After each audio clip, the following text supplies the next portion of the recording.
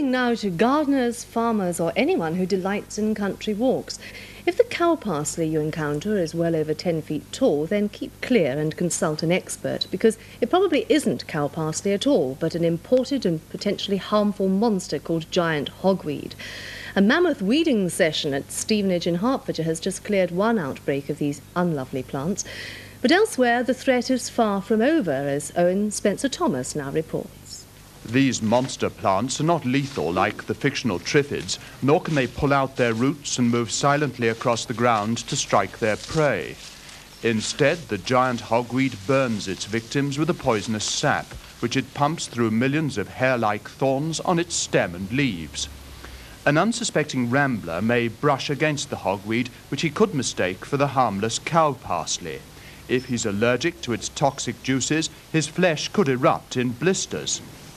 That's what happened to two Stevenage schoolboys who were playing outside the town's college.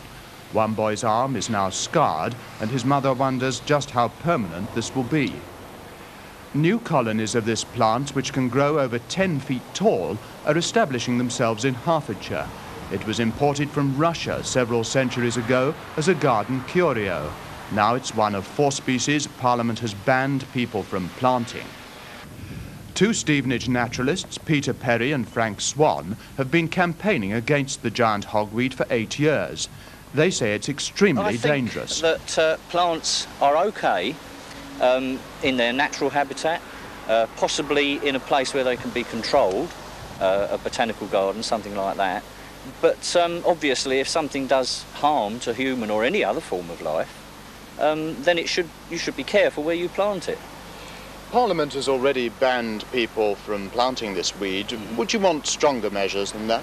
Oh yes, definitely. I mean, there's one thing to planting it, but obviously this stuff is all over the country now, and there's no measures to make people cut it down.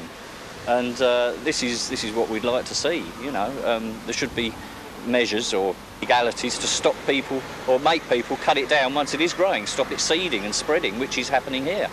Would you actually like to see this plant abolished from the face of the earth? Oh no, not at all. I mean, it grows in Russia, in the Caucasian mountains, and there it's okay. I mean, you know, it's way out of human habitation. It grows in its natural environment. But here, where you've got children playing, and in other places like that, where the public have got access, it's just not on. You were talking of botanical gardens earlier on. You would like to see it confined to these rather than as dangerous but rare animals are kept in zoos? That's exactly the idea, yeah. I mean, you wouldn't allow tigers and lions to wander around where children are playing. They're kept in a special park. Likewise, plants like this should be kept in a special park.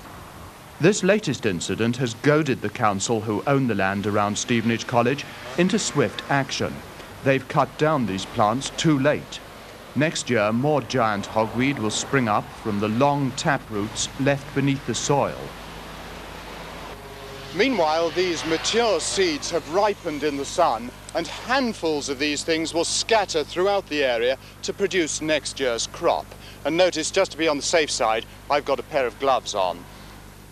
Owen Spencer-Thomas and the botanical beasties from Hertfordshire. Stevenage Council say they're now investigating better and more permanent methods of getting rid of the hogweed, otherwise it'll be back again next year. We'll be back at the same time tomorrow night. See you then. Until then, good night.